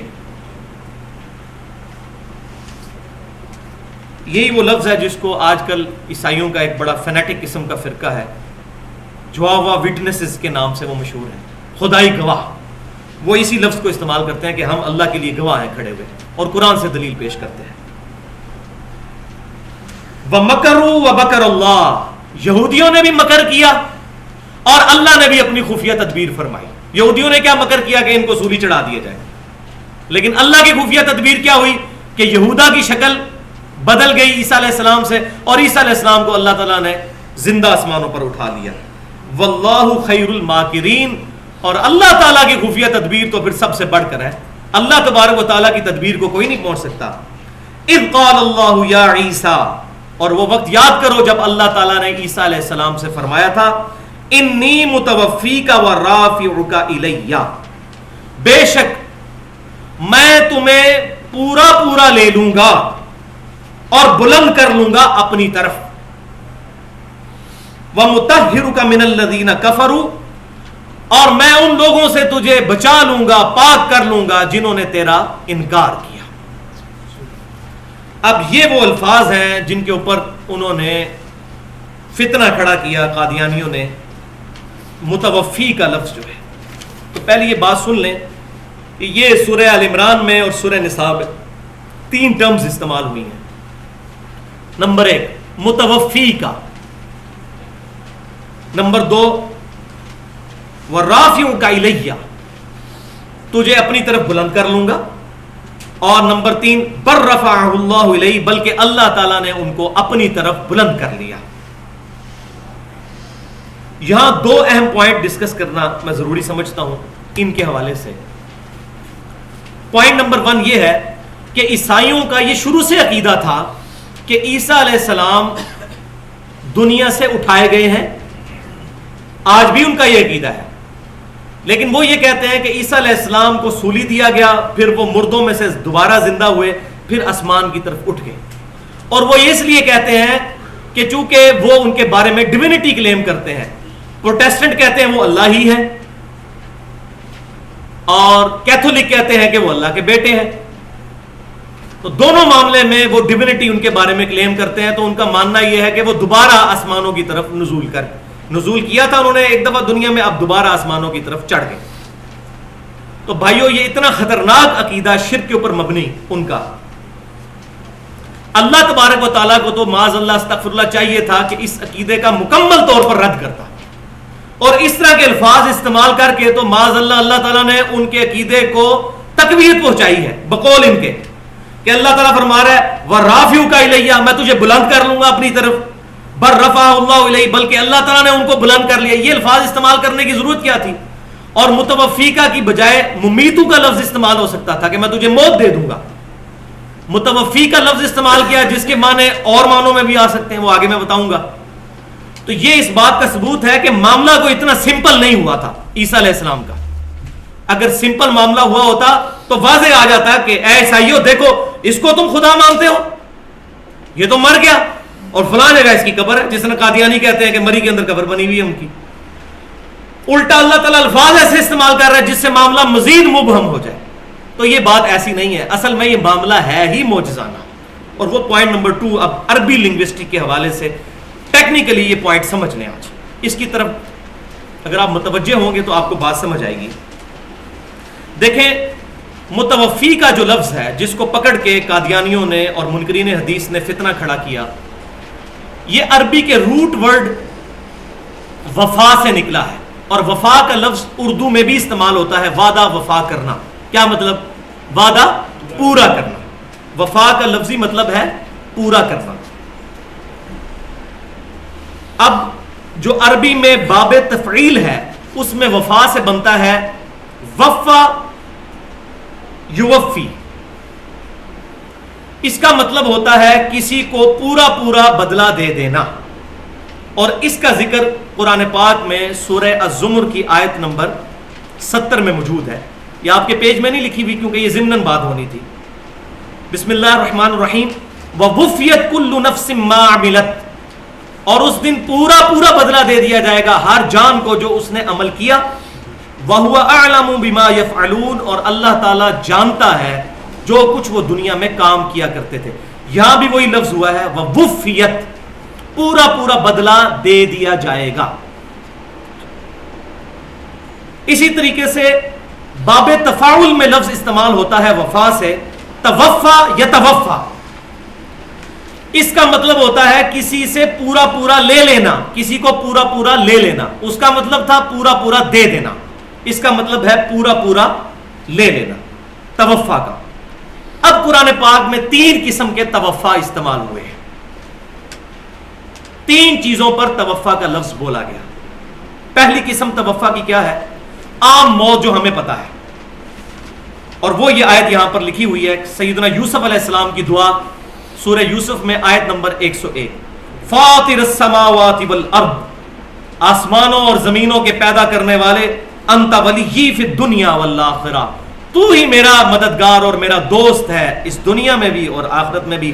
توفنی مسلما والحقنی بالصالحین، مجھے مسلمانوں کے ساتھ پورا پورا کر دینا، یعنی موت دے دینا، اور صالحین کے ساتھ ملا دینا. بلکہ ہماری جو جنازے کی دعا ہے، جامعہ ترمذی، سنن نبی داؤد اور سنن ابن ماجہ میں صحیح سند کے ساتھ، اس میں بھی الفاظ موجود ہیں. وَمَن تَوَفَّيْتَهُ مِنَّا فَتَوَفَّهُ عَلَى الْإِيمَانِ، اے اللہ جب تو نے مجھے پورا کرنا ہے، مجھے موت دینی ہے، تو مجھے ایمان پر موت دینا. تو یہ لفظی مطلب ہے پورا پورا لے لینا. اے اللہ جب تو مجھے پورا پورا لے لے گا تو ایمان کی حالت میں لینا. تو ایک توفع ہو گیا یہ عام موت. اور عام موت میں کیا ہوتا ہے؟ جسم یہیں رہ جاتا ہے، روح اور جان نکل جاتی ہے. روح ہی ہے جس کی وجہ سے انسان میں خود شعوری ہے، وہ نکل جاتی ہے. یہ ایک توفع ہے جو ہم سب کو پتا ہے. لیکن ایک توفع کی دوسری قسم وہ بھی قرآن میں موجود ہے، اور وہ ہے نیند کی حالت. اس پر بھی اللہ تعالیٰ نے توفع کا لفظ بولا ہے، اور وہ یہ آیت سورہ الزمر کی آیت نمبر 42. اللہ یتوفی الانفس حین موتها، اللہ تعالیٰ پورا لے لیتا ہے جانوں کو، روح کو لے لیتا ہے موت کی حالت میں. واللتی لم تمت فی منامها، اور جس پر موت نہیں آنی ہوتی اس کی نیند کی حالت میں پورا پورا لے لیتا ہے. نیند کی حالت میں کیا لے لیتا ہے؟ روح. جسم یہیں رہتا ہے، جان بھی یہیں رہتی ہے، لیکن روح اور خود شعوری اللہ تعالیٰ لے لیتا ہے. اس کے پاس کچھ کرتے رہے اس کو پتہ نہیں چلتا، لیکن جیسے ہی آپ اس کو سوئی چبوئیں گے یا چٹکی کاٹیں گے وہ فوراً جاگ اٹھے گا، کیونکہ اس کے اندر جان موجود ہے، اور فوراً جاگ کے رسپانس بھی نہیں کرتا. خود شعوری اس میں نہیں ہوتی. جب روح واپس آتی ہے پھر اس کا وہ جس طرح ہم کمپیوٹر کہتے ہیں نا بوٹ ہوتا ہے، اس کے بعد انسان بوٹ ہوتا ہے، وہ جان کی وجہ سے جاگ جاتا ہے. تو نیند کی حالت میں بھی اللہ تبارک و تعالیٰ انسان کی روح اور خود شعوری جو ہے وہ لے لیتا ہے. اس پر بھی توفع کا لفظ بولا گیا ہے. وَيُمْسِكُ الَّتِي قَضَىٰ عَلَيْهَا الْمَوْتِ، پھر اللہ تعالیٰ فرماتا ہے جس پر ہم نے موت کا فیصلہ کرنا ہوتا ہے اس کی روح اپنے پاس ہی رکھ لیتے ہیں. وَيُرْسِلُ الْأُخْرَىٰ، اور اس کے علاوہ کو بھیج دیتے ہیں روحوں کو واپس جسموں میں، إِلَىٰ أَجَلٍ مُّسَمَّىٰ، ایک مقررہ وقت تک کے لیے، جب تک ان کی موت نہیں آنی روح کو دوبارہ جسم میں بھیج دیتے ہیں. نیند کی حالت میں جسے موت، کئی لوگ ہیں جو سوتے ہی سو جاتے ہیں، تو اللہ تعالیٰ فرماتے ہیں ہم جس کی موت کا فیصلہ کر لیتے ہیں اپنی روح، پھر اس کی روح جو ہے اپنے پاس رکھ لیتے ہیں، جس کے لیے ابھی ہم نے ڈھیل رکھی ہوتی ہے تو واپس کر دیتے ہیں. اسی لیے صحیح بخاری میں وہ دعا بھی ہے، اللہم بسمک اموت واحیا، اے اللہ میں تیرے نام سے جیتا اور مرتا ہوں. اور صبح اٹھ کر بھی دعا کیا ہے، الحمدللہ الذی احیانا بعد ما اماتنا، صحیح بخاری میں. تمام تعریفیں اس رب کے لیے جس نے مرنے کے بعد مجھے زندہ کیا. تو یہ بھی نیند بھی موت کی بہن ہے، اس پر بھی توفع کا لفظ بولا گیا ہے. ان فی ذلک لآیات لقوم یتفکرون، بے شک اس میں ہے نشانیاں ان لوگوں کے لیے جو تفکر کرنے والے ہیں، فکر کرنے والے ہیں. جو توجہ کرے گا اس کو بات سمجھ آ جائے گی. اگر کسی بندے کی نیت توجہ کرنے کی نہیں ہے اس کو بات نہیں سمجھ آنے کی. اور تیسرا توفع کی قسم وہ ہے ہی ایک بندے کے لیے، اور وہ عیسیٰ علیہ السلام. وہ 100% جو ہے توفع ہوا ہے کہ عیسیٰ علیہ السلام کا اللہ تعالیٰ نے جسم بھی لے لیا. عام لوگوں کا جسم ادھر رہ جاتا ہے، ان کا جسم بھی لے لیا، روح اور خود شعوری بھی اور جان بھی. مکمل پرفیکٹ جو توفع ہوا ہے وہ عیسیٰ علیہ السلام کے لیے ہوا ہے. اور لہٰذا یہ بات بھی یاد رکھیں کہ یہ جو قادیانیوں کا اور منکرین حدیث کا اعتراض ہے کہ جی اس کی مثال کو قرآن سے پیش کریں، بھائی قرآن سے اس کی مثال کیسے پیش کریں ہم، جب یہ ہے ہی ایک واقعہ، یہ ہے ہی معجزہ. یہ تو اسی طریقے سے کوئی کہ جی آپ قرآن سے مثال پیش کریں کہ آدم علیہ السلام کے علاوہ کوئی شخص جو ہے وہ بغیر ماں کے پیدا ہوا ہو، کہاں سے پیش کریں؟ کوئی ہے ہی نہیں ہے. بغیر باپ کے تو پیش کر سکتے ہیں عیسیٰ علیہ السلام, بغیر ماں کے سوائے حضرت آدم کے کوئی نہیں پیش کر سکتے. اب یہ کتنا نان سینس کوشچن ہے کہ جی آپ قرآن سے مثال اس تیسرے توفع کی پیش کریں, وہ 2 توفع تو پتہ ہے, یہ تیسرا آپ نے توفع کہاں سے نکال لیا؟ تو یہ بات یاد رکھیں, اس کی مثال ہی ایک ہے, تو وہی ہم پیش کریں گے. تو یہ تیسرا توفع سورہ آل عمران کی آیت نمبر 55 اور سورۃ النساء کی آیت نمبر 158 میں بیان ہوا. اب یہاں ایک اہم ترین بات میں بتانا ضروری سمجھتا ہوں, بہت خطرناک چیز, وہ یہ ہے کہ صحیح بخاری میں انٹرنیشنل نمبرنگ کے مطابق کتاب التفسیر چیپٹر میں ایک حدیث ہے, حدیث کا نمبر ہے 4623. سورۃ المائدہ کی تفسیر میں یہ حدیث کے اوپر جو باب امام بخاری رحمۃ اللہ علیہ نے باندھا ہے, اس میں ایک بے سند قول لے آئے ہیں ابن عباس کا رضی اللہ تعالی عنہما, کہ وہ متوفی کا ترجمہ کرتے تھے ممیتو کا. ترجمہ ہی وہی کرتے تھے جس ترجمے سے ہی ہم ڈر رہے ہیں. ابن عباس کا یہ قول بے سند صحیح بخاری میں موجود ہے باب کی ہیڈنگ میں. تو یہ چونکہ بے سند قول ہے, امام بخاری رحمۃ اللہ علیہ اور سیدنا عبداللہ بن عباس رضی اللہ تعالی عنہ کے درمیان صحیح بخاری کے لکھتے ہوئے کم از کم بھی 150 سال کا فرق موجود ہے, کیونکہ 68 ہجری میں وفات ہوئی ہے سیدنا ابن عباس کی, اور 194 ہجری میں امام بخاری پیدا ہوئے ہیں. لہٰذا یہ بے سند قول ہے اور یہ قادیانی لوگ پیش کرتے ہیں. تو یہ بات یاد رکھیں, اہل سنت کا اس پر اجماع ہے کہ صحیح بخاری اور مسلم کی تمام متصل الاسناد مرفوع احادیث قطعی الصحت ہے. بے سند اور ضعیف اقوال صحیح بخاری میں بھی موجود ہیں. لہٰذا جو ہمارا قرآن کے بارے میں دعویٰ ہے وہ بخاری کے بارے میں نہیں کہ یہ 2 گتوں کے درمیان 100% ٹھیک ہے. بخاری 2 گتوں کے درمیان 100% ٹھیک نہیں ہے, بلکہ متصل الاسناد احادیث صحیح ہیں, ضعیف اقوال اس میں موجود ہے. لہٰذا اس میں وہ مسئلہ بھی حل ہوا کہ ہم امام بخاری کے مقلد کوئی نہیں. اگر ہم مقلد ہوتے, جس طرح کہ یہ اہل بدعت اہل سنت پر تان کرتے ہیں کہ ہم امام حنیفہ کو مانتے ہیں اور آپ امام بخاری کے مقلد ہیں, تو ہم اگر امام بخاری کے مقلد ہوتے تو یہ بے سند بات بھی ان کی مان لیتے ہیں. ہم صحیح بخاری کی احادیث کو مانتے ہیں, وہ احادیث کسی بھی امام سے روایت ہوں صحیح سند سے, چاہے امام حنیفہ ہوں, امام شافعی ہوں, امام مالک, ساروں کی احادیث کو ہم مانتے ہیں. تو صحیح بخاری کے اگر ہم مقلد ہوتے تو معاذ اللہ ایسا معاملہ, نہ ہم مقلد نہ غیر مقلد, ہم متبع سنت ہیں, کتاب و سنت کو صحابہ تابعین تبع تابعین سلف کے منہج پر ماننے والے ہیں. یہ بہت چیز ضروری تھی, میں نے یہاں ساتھ بتا دی. اب دوسرے ٹاپک کی طرف آئیے, وہ ہے نزول مسیح علیہ السلام, کہ عیسیٰ علیہ السلام دنیا میں دوبارہ نزول فرمائیں گے. اب چونکہ پہلا وسوسہ ان کا سیٹل ہو چکا کہ عیسیٰ علیہ السلام مرے کوئی نہیں, زندہ اٹھائے گئے ہیں. ان کا سٹانس اس لیے تھا کہ چونکہ وہ مر چکے اور مرا ہوا بندہ دنیا میں واپس نہیں آتا. اور پھر وہ سورہ الانبیاء سے آیت نمبر 35 بھی کوٹ کرتے ہیں, کل نفس ذائقۃ الموت, ہر جان کو موت کا مزہ چکھنا ہے. بھائی ہم مانتے ہیں عیسیٰ علیہ السلام کو بھی موت آئے گی, اگر موت نہ آئی تو ان کے بارے میں پھر ڈیوینٹی کلیم ہو جائے گی, کیونکہ اللہ کے علاوہ کوئی الحی القیوم نہیں ہے. موت آئے گی لیکن دوبارہ اپنی سیکنڈ ڈسینڈنگ کے اندر. اور دوسرا جو سورہ الانبیاء کی آیت نمبر 95 ہے, وَحَرَامٌ عَلَىٰ قَرْيَةٍ أَهْلَكْنَاهَا أَنَّهُمْ لَا يَرْجِعُونَ, حرام ہے کسی بستی کے لیے کہ جو مر چکی کہ دنیا میں دوبارہ آ جائے. واقعی اگر عیسیٰ علیہ السلام مر چکے ہوتے تو دوبارہ کبھی نہ آتے. لہذا چونکہ ان کا یہ عقیدہ ہی غلط بنیاد پر تھا, وہ بنیاد ہم نے ختم کر دی. لہذا اب دوسری بات کہ عیسیٰ علیہ السلام دنیا میں تشریف لائیں گے, اس کا ثبوت قرآن پاک میں کہاں پر موجود ہے؟ وہ ہے یہ سورہ النساء آیت نمبر 159 میں, وَإِن مِّنْ أَهْلِ الْكِتَابِ, اور اہل کتاب میں سے کوئی بھی نہیں بچے گا, إِلَّا لِيُؤْمِنَنَّ بِهِ قَبْلَ مَوْتِهِ, کہ وہ ضرور ایمان لے آئے گا ان کی موت سے پہلے پہلے ان پر. یہ کی ضمیر کس پہ؟ عیسیٰ علیہ السلام کی طرف. یہ پیچھے سے آیات چل رہی ہیں کہ عیسیٰ علیہ السلام کی موت سے پہلے پہلے کوئی اہل کتاب ایسا نہیں بچے گا جو ان پر ایمان نہ لے آئے, یعنی جو اس وقت موجود ہوگا. تو مجھے بتائیں, جب عیسیٰ علیہ السلام دنیا میں موجود تھے تو سارے اہل کتاب ایمان لے آئے تھے ان پہ؟ نہیں, سوائے 12 منوں کوئی نہیں ایمان لے کے آیا. یہ سیکنڈ ڈسینڈنگ کے بارے میں ہے کہ اس وقت کوئی بھی اہل کتاب نہیں بچے گا. مگر یہ کہ وہ عیسیٰ علیہ السلام پر ایمان لے آئیں گے کرسچنز. وَيَوْمَ الْقِيَامَةِ يَكُونُ عَلَيْهِمْ شَهِيدًا، اور قیامت والے دن وہ ان پر گواہ بنیں گے. عیسیٰ علیہ السلام ان پر گواہی دینے کے لیے کھڑے ہو جائیں گے. جیسا کہ ہر نبی اپنی امت کے لیے گواہی دے گا، تو عیسیٰ علیہ السلام بھی اپنے ماننے والوں کے لیے گواہی کے لیے کھڑے ہوں گے. یہاں بھی 2 پوائنٹ میں نے ڈسکس کرنے ہیں.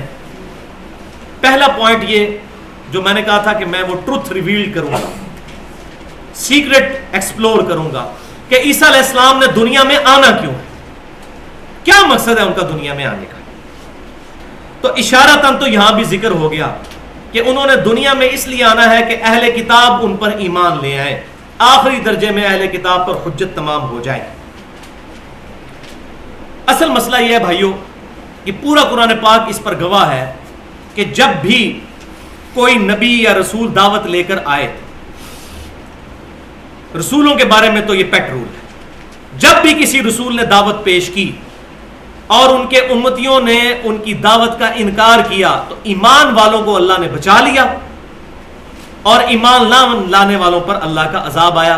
اسی عذاب کی ایک شکل سیدنا نوح علیہ السلام کی قوم پر آئی، سیدنا لوط علیہ السلام کی قوم پر آئی، سیدنا موسیٰ علیہ السلام کی قوم پر آئی، خود ہمارے نبی صلی اللہ علیہ وسلم کی قوم پر بھی آئی، جو سورۃ الانفال میں آیا کہ پہلی عذاب کی قسط غزوہ بدر کی شکل میں، پھر غزوہ احد کی شکل میں، پھر غزوہ خندق کی شکل میں، اور پھر فتح مکہ کے معاملہ بالکل ہی کلیئر ہو گیا. تو یہ عذاب آیا رسولوں کے انکار کرنے پر. لیکن عیسیٰ علیہ السلام کا جو انکار کیا گیا، ان کا عذاب ڈیو ہے، اور وہ عیسیٰ علیہ السلام کا انکار کرنے کے بعد سے شروع ہوا ہے اور قیامت تک وہ جاری ہے.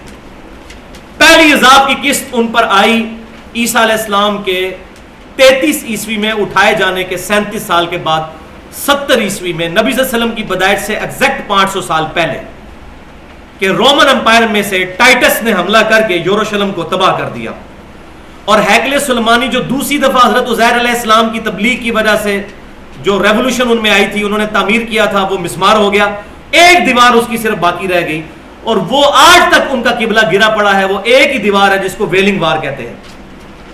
اب بھی آپ لکھیں یوٹیوب پہ اس کی تصویریں اور ویڈیوز بھی آ جائیں گی، ویلنگ وار، ویلنگ وال. اس کے سامنے وہ کھڑے ہو کے یوں تو رات پڑھ رہے ہوتے ہیں ایسے ایسے کر کے، گریا، دیوار گریا اس کو کہتے ہیں. وہ ایک دیوار باقی ہے، اور ان کے قبلے کو گرے ہوئے اب آپ دیکھ لیں تقریباً 2000 سال ہو چکے ہیں. اس کے بعد مسلمانوں کے ذریعے ان پر عذاب آیا غزوہ خیبر کی شکل میں. پھر سیدنا عمر رضی اللہ تعالیٰ عنہ کے مبارک دور میں جب یروشلم فتح ہوا، عیسائیوں نے ایک معاہدے کے تحت، ٹریٹی کے تحت یروشلم مسلمانوں کے حوالے کیا، اور اس میں انہوں نے یہ شرط رکھی تھی کہ کسی یہودی کو یہاں زمین لینے کی اجازت نہیں ہوگی. سیدنا عمر رضی اللہ تعالیٰ عنہ نے ان کی یہ شرط قبول کر لی، بغیر جنگ کے بیت المقدس مسلمانوں کے حوالے ہو گیا. اور پھر یہ تقریباً 1400 سال تک سوائے کچھ عرصے کے مسلمانوں کے قبضے میں ہی رہا. عیسائیوں کے پاس کچھ عرصے کے لیے آیا، لیکن انہوں نے بھی یہودیوں کو وہاں زمینیں نہیں خریدنے دی. لیکن عیسیٰ علیہ السلام کے بعد پہلی دفعہ ان کے اٹھائے جانے کے بعد جو یہ معاملہ ہوا، پہلی دفعہ سیدنا عمر فاروق رضی اللہ تعالیٰ عنہ کے مبارک دور میں حضرت عمر نے اس کو انٹرنیشنل سٹی قرار دے دیا یہودیوں، عیسائیوں اور مسلمانوں کے لیے، اور اجازت دے دی کہ یہودی زیارت کے لیے آ سکتے ہیں. پہلے عیسائی زیارت کے لیے بھی نہیں تھے ان کو آنے دیتے. کیوں؟ عیسائیوں اور یہودیوں کی تو بڑی سخت دشمنی. عیسائی جس شخص کو کہتے ہیں اللہ کا بیٹا اور گاڈ انکارنیٹ، اس کو یہودی کہتے ہیں ولد الزنا، دجال اور حرامی، معاذ اللہ استغفر اللہ. یہ کیسے ہو سکتا ہے ان کا ایکا ہو؟ یہ آج کا معاملہ ذرا ڈیفرنٹ ہے، اس کی ڈیٹیل بھی میں پہلے بتا چکا ہوں، آج بھی اشارتاً بتا دوں گا کہ یہ آج کل کے معاملات بالکل ڈیفرنٹ ہیں. ورنہ جتنا قتل و غارت عیسائیوں نے کیا ہے یہودیوں کا، وہ سوچ سے باہر. تو یہ عذاب کی قسطیں چلی آتی رہیں. سلطنت عثمانیہ کو کروڑوں روپے کی آفر کی اس وقت یہودیوں نے کہ ہمیں اسرائیل میں زمینیں خریدنے دی جائیں، لیکن سیدنا عمر والا معاہدہ انہوں نے نہیں توڑا، اور سلطنت عثمانیہ ختم ہی یہودیوں نے اس لیے کروائی کسی طریقے سے ہمیں جو ہے وہ دوبارہ یروشلم تعمیر کرنے کی ضرورت پڑ جائے. وہاں پر ہمیں جو اس کی ضرورت محسوس کر رہے ہیں، اس کے لیے ہم وہاں پر اکٹھے ہو جائیں زمینیں خرید کر. اور اس سلسلے میں انہوں نے پھر 20ویں صدی کے آغاز میں پوپ سے اپنا گناہ معاف کروا لیا کہ ہم نے عیسیٰ علیہ السلام کو سولی نہیں دیا، اور ان کی شریعت کے اندر تو ان کے رہبان اور احبار جو ہیں وہ شریعت سازی کر سکتے ہیں۔ پہلی جنگ عظیم کے بعد جب سلطنت عثمانیہ ٹوٹ گئی تو 1917 کے اندر جو انگریزوں کا وزیر تھا بالفورڈ، اس کے ذریعے انہوں نے ڈکلیریشن کروائی جس کو بالفورڈ ڈکلیریشن کہتے ہیں، نیٹ پہ آپ لکھیں تو آپ کو ڈیٹیل پتہ چل جائے گی۔ اس کے تحت یہودیوں کو یہ اجازت مل گئی کہ وہ اسرائیل میں اپنی جگہ خرید سکتے ہیں۔ وہاں انہوں نے زمینیں خریدنی شروع کر دی اور مسلمان لالچیوں نے پیسے کی خاطر بیچنی شروع کر دی۔ پھر کرتے کرتے کیا ہوا، 1948 کے اندر آ کر اسرائیل میں پوری کی پوری دنیا کے یہودی جمع ہو گئے، انہوں نے زمینیں خرید لی اور وہ بادشاہ بن گئے وہاں پر۔ 1948 کے اندر اسرائیل قائم ہو گیا۔ پھر 1967 کے اندر عرب اور اسرائیل جنگ میں عربوں کو سارے ملکوں کو شکست فاش ہوئی اسرائیل کے ہاتھوں، اور اسرائیل کی جو باؤنڈری ہے وہ پھیل گئی اور ایک مستحکم ملک کی حیثیت سے وہ کھڑا ہو گیا، لیکن عیسائیوں کی پشت پناہی کے ساتھ۔ یہ پوری ہسٹری ہے۔ اب پوری دنیا کے یہودی وہاں پر جمع ہو رہے ہیں، کیوں کہ اب آخری عذاب کی قسط ان پر آنی ہے، اس کے لیے یہودیوں کو وہاں جمع کیا جا رہا ہے۔ اس دوران بڑی قسطیں آئی ہیں، اور وہ میں نے اپنی قرآن تفسیر کے دوران جو سورہ آل عمران کی آیت نمبر 56 اور 112 اس کی ڈیٹیل میں بتایا تھا۔ یہ قسطیں آتی جا رہی ہیں، اور 20ویں صدی میں سب سے بڑی قسط آئی تھی۔ ہٹلر نے دوسری جنگ عظیم کے دوران 60 لاکھ یہودیوں کو قتل کیا، 60 لاکھ۔ ہولوکاسٹ اس کو کہتے ہیں، ہولوکاسٹ یونانی میں کہتے ہیں آگ کی قربانی، اور یہودیوں میں تھا نا کہ وہ قربانی کرتے تھے تو آسمان سے ایک آگ آتی تھی، وہ جانور لے جاتی تھی، وہ کہتے تھے یہ ہماری اللہ نے قربانی لی ہے، ہم نے اللہ کی راہ میں اپنی جانیں قربان کی ہیں، تو اس کو ہولوکاسٹ کہتے ہیں۔ 60 لاکھ یہودی قتل ہوئے ہٹلر کے ہاتھوں، اور آخری قسط آنی ہے سیدنا عیسیٰ علیہ السلام کے ہاتھوں سے کہ مسلمان ان کے ساتھ مل کر قتال کریں گے، اور ایک آخری جنگ ہوگی جب سیدنا عیسیٰ علیہ السلام دجال کو قتل کریں گے، اور اس کا ذکر بھی صحیح بخاری اور صحیح مسلم میں موجود ہے۔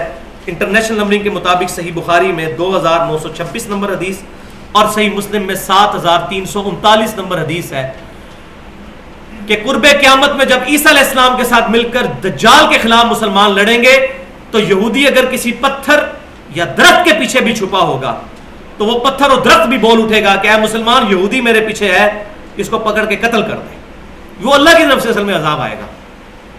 اب یہاں یہ بھی بات یاد رکھیں، کسی کے ذہن میں یہ سوال آ رہا ہوگا کہ وہ نافرمانی تو پرانے یہودیوں نے کی، ان کو سزائیں کیوں ملیں گی؟ ان کو اس لیے کہ انہوں نے اپنی روش وہی رکھی ہوئی ہے۔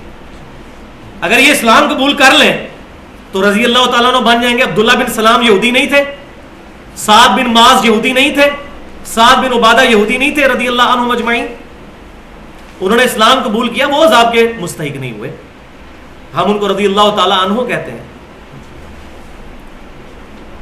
اور آج بھی اولڈ ٹیسٹیمنٹ میں ڈیوٹرانومی چیپٹر میں باب نمبر 18 کی آیت نمبر 18 ہے کہ اے موسیٰ علیہ السلام، میں تیرے ان امتیوں کے بھائیوں میں سے، یعنی بنو اسماعیل میں سے، بنو اسرائیل کے بھائی بنو اسماعیل میں سے تیری مانند ایک رسول اٹھاؤں گا، اس کے منہ میں اپنا کلام ڈالوں گا، وہ اپنی خواہش نفس سے کچھ نہیں کہیں گے، وہ وہی کہیں گے جو اللہ ان کو وہی کرے گا۔ نبی صلی اللہ علیہ وسلم کی پیشن گوئی۔ اور اگلی آیت میں یہ ہے 19 نمبر میں کہ جو ان پر ایمان نہیں لائے گا میں اس سے پھر ریونج لوں گا، بدلہ لوں گا، اور وہ بدلے کی آخری قسط آنی ہے جو بخاری مسلم ہے۔ درخت بھی بول اٹھیں گے، پتھر بھی، سوائے ایک درخت کے، وہ صحیح بخاری مسلم میں موجود ہے۔ اسی حدیث میں غرقد نامی ایک درخت ہے جو یہودیوں کا درخت ہے، وہ ان کو پناہ دے گا۔ اور آج اسرائیل میں اس درخت کی کاشت کثرت کے ساتھ کی جا رہی ہے۔ دیکھیں ان کو یہ ساری باتیں پتہ ہیں، مسلمان ہی بیچارے چڈو ہیں، ان کو یہ باتیں نہیں پتہ۔ اور پوائنٹ نمبر 2 یہاں سے وہ چیز کہ قرآن پاک سے ثبوت کیا ہے کہ عیسیٰ علیہ السلام قیامت کی نشانیوں میں سے ایک نشانی ہے، وہ اب آپ ثبوت سن لیں۔ وہ سورہ الزخرف کی آیات نمبر 57 سے 61 تک، یہ آپ کے پاس پیپر پہ لکھی ہوئی ہیں۔ بسم اللہ الرحمن الرحیم۔ وَلَمَّا ضُرِبَ ابْنُ مَرْيَمَ مَثَلًا إِذَا قَوْمُكَ مِنْهُ يَصِدُّونَ۔ اور ابن مریم علیہ السلام یعنی عیسیٰ علیہ السلام کی جو یہ مثال آپ کی قوم آپ سے بیان کر رہی ہے، یہ جھگڑا کرنے کو بیان کر رہی ہے۔ کیا مثال بیان کرتے تھے وہ؟ اس کا ذکر سورۃ الانبیاء کی آیت نمبر 98 میں موجود ہے۔ کہ اللہ تبارک و تعالیٰ نے فرمایا کہ جو بت ہیں جن کی تم عبادت کر رہے ہو، انکم وما تعبدون من دون اللہ حسب جہنم انتم لہا واردون، بے شک جن کی تم عبادت کر رہے ہو اے مشرکین مکہ، ان معبودوں کو بھی اور تمہیں بھی، دونوں کو دوزخ میں جھونک دیا جائے گا اور تمہیں اس دوزخ پہ وارد ہونا ہے۔ تو پھر مشرکین مکہ مسلمانوں کا مذاق اڑاتے تھے کہ اچھا اللہ کے علاوہ جتنے معبود ہیں وہ دوزخ میں جلائے جائیں گے، پھر عیسیٰ کو بھی دوزخ میں جلایا جائے گا، کیونکہ عیسیٰ علیہ السلام بھی معبود ہیں عیسائیوں کے۔ حالانکہ عیسیٰ علیہ السلام نے کوئی ڈیوینٹی کلیم تو نہیں کی، ان کو بھی یہ بات پتا تھی، لیکن وہ جان بوجھ کے چھیڑخانی کرتے تھے۔ عیسیٰ علیہ السلام تو اللہ کے بندے تھے، لیکن وہ چھیڑخانی کرتے تھے کہ اچھا اگر ہمارے بت جائیں گے دوزخ میں، پھر عیسیٰ بھی دوزخ میں جائیں گے۔ اب یہاں یہ بھی بات یاد رکھیں کہ بتوں کو جو دوزخ میں ڈالا جائے گا تو بتوں کو کوئی عذاب نہیں دیا جائے گا، بلکہ کافروں کی حسرت کے لیے کہ یہ تمہارے خدا ہیں جن کو تم پوچھتے تھے، اپنا مشکل کشا سمجھتے تھے، دیکھو آگ میں جل رہے ہیں۔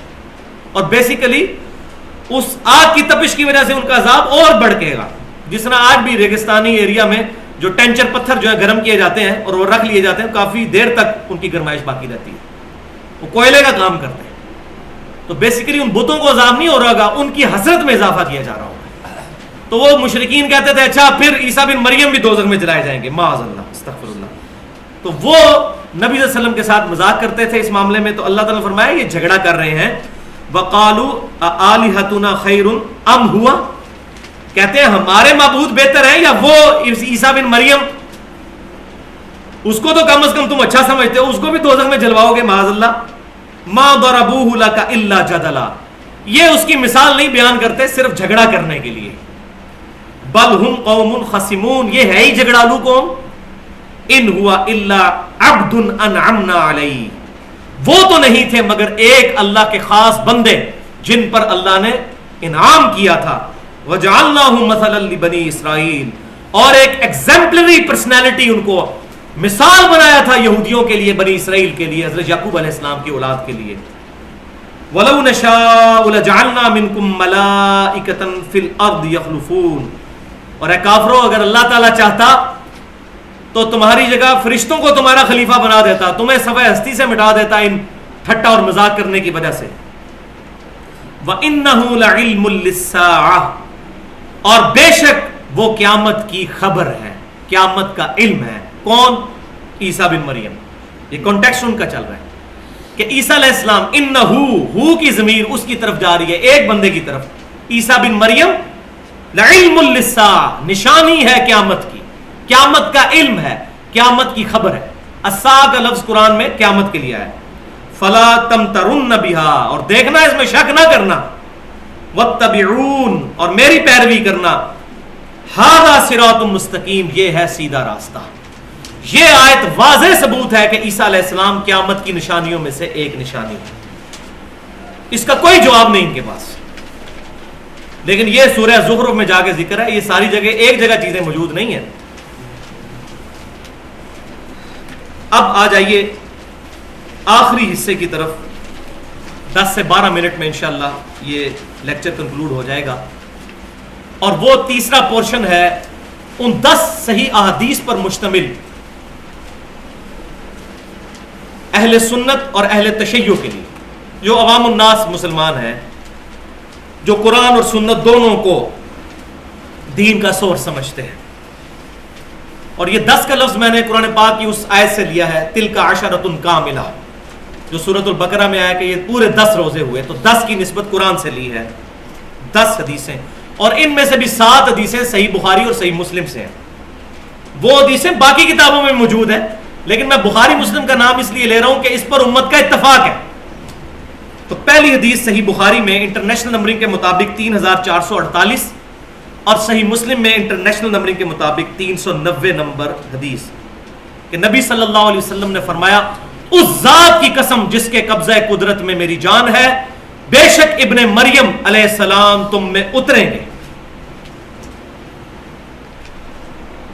خنزیر کو قتل کر دیں گے، صلیب کو توڑ دیں گے، جزیہ موقوف کر دیں گے۔ جزیہ کیوں موقوف؟ عیسائی اسلام قبول کر لیں، عیسائیوں کو مسلمان کریں گے، مال کی ریل پیل ہوگی، اس وقت ایک سجدہ کرنا، دنیا اور جو کچھ اس کے اندر ہے اس سے بڑھ کر محبوب ہو جائے گا، اس طرح پاکیزہ ماحول ہو جائے گا۔ اور اس کے بعد سیدنا ابو ہریرہ رضی اللہ تعالیٰ عنہ بخاری مسلم کی اس حدیث کے ساتھ وہی آیت تلاوت کرتے تھے اپنی دلیل کی طور پر، سورہ نساء کی آیت نمبر 159، وَإِن مِّنْ أَهْلِ الْكِتَابِ، اور اہل کتاب میں سے کوئی نہیں بچے گا، إِلَّا لِيُؤْمِنَنَّ بِهِ قَبْلَ مَوْتِهِ، مگر یہ کہ وہ ان کی موت سے پہلے پہلے ان پر ایمان لے آئے گا، وَيَوْمَ الْقِيَامَةِ يَكُونُ عَلَيْهِمْ شَهِيدًا، اور قیامت والے دن وہ ان پر گواہ بنا کر اٹھائے جائیں گے۔ سیدنا ابو ہریرہ رضی اللہ تعالیٰ عنہ اس حدیث کے ساتھ یہ آیت پڑھتے تھے کہ یہ آیت پڑھ کے دیکھ لو، قرآن میں بھی اس کا ذکر اشارتاً موجود ہے کہ عیسیٰ علیہ السلام دنیا میں تشریف لائیں گے۔ یہ پہلی حدیث۔ حدیث نمبر 2، یہ بھی صحیح بخاری اور صحیح مسلم کی متفق علیہ حدیث ہے۔ صحیح بخاری میں انٹرنیشنل نمبرنگ کے مطابق 3449 نمبر حدیث، اور صحیح مسلم میں 392 نمبر حدیث۔ نبی صلی اللہ علیہ وسلم نے فرمایا، اس وقت تمہاری کیا شان ہوگی جب عیسیٰ بن مریم علیہ السلام تم میں اتریں گے لیکن امام تم میں سے ہوگا۔ عیسیٰ علیہ السلام تمہاری بنائے ہوئے امام یعنی امام مہدی کے پیچھے نماز پڑھیں گے، اس وقت میری امت کی کیا شان ہوگی۔ تیسری حدیث صحیح مسلم سے انٹرنیشنل نمبرنگ کے مطابق 395 نمبر حدیث، نبی صلی اللہ علیہ وسلم نے فرمایا، میری امت کا ایک گروہ قیامت تک حق کی خاطر قتال کرتا رہے گا، اور پھر اسی گروہ کی لیڈرشپ آئے گی امام مہدی کے پاس، مسلمانوں کے ایک امیر کے پاس۔ پھر عیسیٰ بن مریم تم میں اتریں گے اور مسلمانوں کا امیر ان کو آفر کرے گا کہ آپ ہمیں نماز پڑھائیں۔ تو عیسیٰ علیہ السلام کہیں گے کہ نہیں، یہ فضیلت اللہ تعالیٰ نے امت محمدیہ صلی اللہ علیہ وسلم کو بخشی ہے کہ تم میں سے ایک دوسرے کا امام ہوتا ہے، آج میں تمہارا مقتدی اور تم میرے امام۔ تو عیسیٰ علیہ السلام امام مہدی کے پیچھے، مسلمانوں کے امیر کے پیچھے نماز پڑھیں گے۔ حدیث نمبر 4 صحیح مسلم میں انٹرنیشنل نمبرنگ کے مطابق 7285 نمبر حدیث، نبی صلی اللہ علیہ وسلم نے فرمایا، قیامت اس وقت تک قائم نہیں ہوگی جب تک 10 نشانیاں پوری نہ ہو جائیں۔ ان میں سے بڑی بڑی نشانیوں میں آپ صلی اللہ علیہ وسلم نے دجال کے بارے میں بھی ارشاد فرمایا، پھر 5ویں نمبر پہ فرمایا وَنُزُولِ عِیسیٰ ابْنَ مَرْیَمَ صلی اللہ علیہ وسلم، اور عیسیٰ بن مریم صلی اللہ علیہ وسلم تم میں نزول فرمائیں گے۔ یہ 5ویں نشانی۔ عیسیٰ علیہ السلام کے ساتھ نبی صلی اللہ علیہ وسلم نے صلی اللہ علیہ وسلم کا لفظ استعمال کیا، اور اسی حدیث کے تحت محدثین نے بھی نبی صلی اللہ علیہ وسلم کے لیے صلی اللہ علیہ وسلم کا لفظ استعمال کیا، لہٰذا یہ درود کوئی بدعت نہیں ہے، یہ درود نبی صلی اللہ علیہ وسلم کی مبارک زبان سے نکلا ہوا ہے۔ 5ویں حدیث صحیح مسلم میں 7373 نمبر حدیث انٹرنیشنل نمبرنگ کے مطابق، بڑی لمبی حدیث ہے، جس میں یہ ہے کہ بالآخر جب دجال کا ظہور ہوگا تو عیسیٰ بن مریم علیہ السلام کو اللہ تبارک و تعالیٰ دنیا میں بھیجے گا۔ وہ 2 زرد چادروں میں، 2 زرد چادروں کے اندر، یعنی ایک تہمت اور ایک اوپر چادر لیے ہوئے، دمشق کے مشرقی کنارے پر جو مینار ہے سفید کلر کا، اس پر 2 فرشتوں کے پروں پر ہاتھ رکھے ہوئے اتریں گے، یعنی آسمان سے وہ نازل ہوں گے۔ یہ صحیح مسلم کے الفاظ ہیں۔ پھر دجال کا تعاقب کریں گے اور دجال ان کے سانس کی وجہ سے پگھلے گا، حتیٰ کہ مقام لد پر وہ دجال کو پکڑ کر قتل کر دیں گے، اور مسلمانوں کو اپنے نیزے پر دجال کا خون بھی وہ پھر دکھائیں گے۔ اور آپ کی انفارمیشن کے لیے یہ بات کہ لد مقام جو ہے اسرائیل کے اندر موجود ہے، آج سے تقریباً 40 سال پہلے اسرائیل نے وہاں انٹرنیشنل ایئرپورٹ بنایا ہے، اور لوگوں کو سمجھ نہیں آتی تھی کہ اس دور دراز گاؤں کے اندر، لد کے اندر انٹرنیشنل ایئرپورٹ یہودیوں کو بنانے کی ضرورت کیوں پیش آئی۔ تو میرا اپنا گمان یہ ہے کہ اسی انٹرنیشنل ایئرپورٹ سے دجال جب اپنے ہوائی جہاز میں فرار ہونے کی کوشش کرے گا تو عیسیٰ علیہ السلام اس کو پیچھے سے پکڑ کے قتل کر دیں گے، واللہ اعلم۔ اب یہ ظاہر ہے کہ اجتہادی معاملہ ہے۔ حدیث نمبر 6 صحیح مسلم میں، یہ بھی 7381 نمبر حدیث، نبی صلی اللہ علیہ وسلم نے فرمایا کہ دجال میری امت میں ظاہر ہوگا، پھر وہ 40 تک رہے گا۔ اب راوی کہتے ہیں مجھے یاد نہیں رہا کہ 40 دن کہا تھا، 40 مہینے یا 40 سال، لیکن کم از کم بھی 40 دن تو بنتے ہی ہیں، تو وہ میری امت میں پھیرے گا حرمین شریفین کے علاوہ وہ باقی تمام جگہوں پر داخل ہو جائے گا. پھر اللہ تعالیٰ عیسیٰ علیہ السلام کو دنیا میں بھیجے گا اور وہ عروہ بن مسعود رضی اللہ تعالیٰ عنہ جو عبداللہ بن مسعود کے بھائی تھے ان کی شکل کے ہوں گے.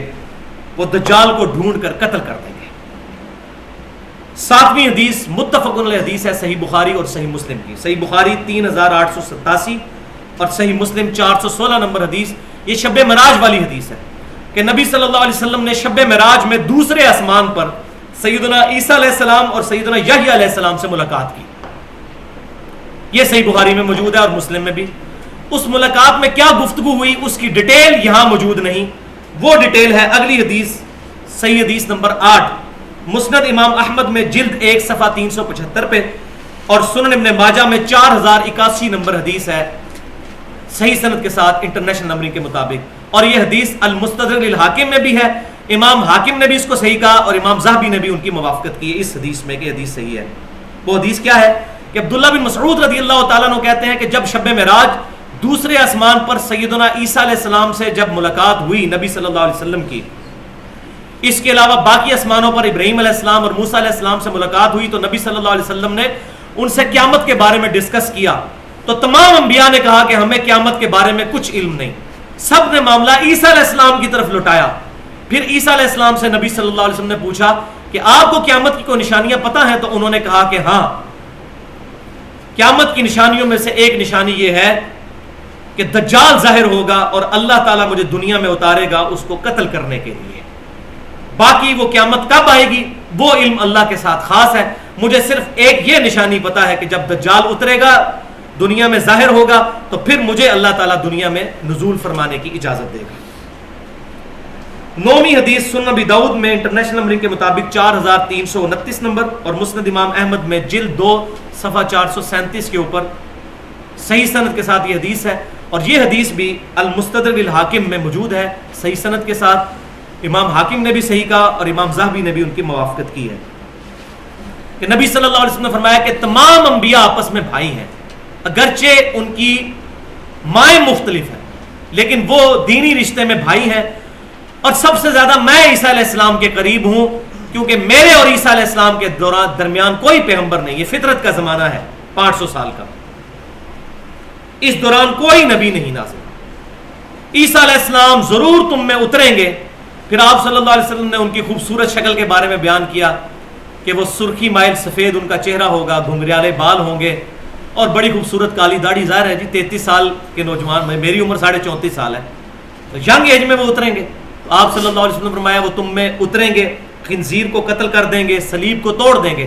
صلیب توڑنے کا مطلب ہے عیسائیوں کے لیے کوئی ایکسکیوز ہی نہیں رہے گا، عیسائی پھر اسلام قبول کر لیں گے.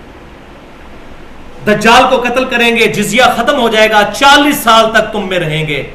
پھر وہ فوت ہو جائیں گے اور مسلمان ان کا جنازہ پڑھ کے ان کو دفن کر دیں گے. اور کہاں دفن کریں گے وہ حدیث نمبر 10 جامعہ ترمذی میں انٹرنیشنل نمبرنگ کے مطابق 3617 نمبر حدیث ہے. عبداللہ بن سلام رضی اللہ تعالیٰ عنہ جو سابقہ یہودی عالم تھے بعد میں مسلمان ہوئے، وہ فرماتے ہیں جامعہ ترمذی میں صحیح سند کے ساتھ ان کا قول ہے کہ تورات میں جو عیسیٰ علیہ السلام اور محمد رسول اللہ صلی اللہ علیہ وسلم کی صفات کا ذکر ہے ان میں سے ایک صفت یہ ہے کہ عیسیٰ علیہ السلام اپنے مرنے کے بعد سیدنا محمد رسول اللہ صلی اللہ علیہ وسلم کی قبر مبارک کے ساتھ دفن ہوں گے. ان کی قبر وہاں بنائی جائے گی. اور اس حدیث کے جو راوی ہیں تبع تابعی ابو مودود، میرا خیال ہے شاید اسی کی وجہ سے مودودی صاحب کا نام رکھا گیا ہو، یہ لفظ بھی مجھے حدیث میں مل گیا، ابو مودود. یہ راوی کہتے ہیں کہ نبی صلی اللہ علیہ وسلم کے حجرہ عائشہ میں ایک قبر کی جگہ ابھی باقی ہے، اسی ایک قبر کی جگہ میں سیدنا عیسیٰ علیہ السلام دفن ہوں گے انشاءاللہ تعالی. تو یہ وہ 10 احادیث تھیں الحمدللہ. تو اللہ تعالیٰ سے دعا ہے جو حق بات آج میں نے کہی ہمارے دلوں میں راسخ فرمائے. اگر جذبات میں میرے منہ سے کوئی غلط بات نکل گئی اللہ تعالیٰ ہمارے دلوں سے محو کر دے. ہمیں کتاب و سنت اور اجماع کی تعلیمات پر عمل کر کے دوسرے بھائیوں تک پہنچانے کی توفیق عطا فرمائے. بھائیوں اہل سنت پاک .com کے اوپر یہ تمام ہمارے اختلافی مسائل الحمدللہ علیحدہ سے اختلافات کی حقیقت کیا ہے اپلوڈ ہے. آج والا بھی انشاءاللہ مسئلہ نمبر 12 کے نام سے عقیدہ حیات و نزول مسیح علیہ السلام کے نام سے اپلوڈ ہو جائے گا. باقی بھائیوں کو بھی اس بارے میں بتائیں. الحمدللہ اللہ کا فضل ہے کہ پازیٹیو انداز میں امت تک صحیح بات پہنچائی جا رہی ہے. فرقہ واریت سے بالا تر ہوگا، کیونکہ آج کل جو بھی بندہ بولتا ہے فرقے کی زبان بولتا ہے. لہٰذا قادیانی جو کلمہ گو ہیں، اہل قبلہ ہیں، لیکن ایک بہت بڑے معاملے میں ان کو غلطی لگی جس کی وجہ سے وہ دار اسلام سے نکل گئے. وہ ان میں سے ایک بڑا مسئلہ یہ ہے، ان تک بھی پازیٹیولی یہ دعوت پہنچائیں، شاید اللہ تعالیٰ ان کا دل اس کی طرف پھیرے. اور بھائیو یہ جملہ میرا یاد رکھا کریں ہمیشہ کہ قادیانی صرف اس لیے کافر ہیں کہ ہم قادیانیوں کے گھر پیدا نہیں ہوئے. اگر خدا نہ خواستہ ہمارے ماں باپ بھی قادیانی ہوتے تو ہم بھی قادیانی ہی ہوتے. لہٰذا بجائے ان سے نفرت کرنے کے، ان کی آخرت کی طرف نظر کرتے ہوئے ان پر رحم کھائیں کہ ان کے ساتھ آخرت میں کیا معاملہ ہونے والا ہے، اور پازیٹیولی ان تک بات پہنچانے کی کوشش کریں. بہرحال یہ یہودیوں اور عیسائیوں سے بہتر ہیں، کم از کم قرآن کو اور حدیث کو مانتے ہیں. لیکن ان کے علماء نے ان کی پبلک کو دھوکہ دیا ہوا ہے، ان تک صحیح بات نہیں پہنچنے دیتے. یہ ہماری ذمہ داری ہے کہ ہم پازیٹیولی چیزیں ان تک پہنچائیں.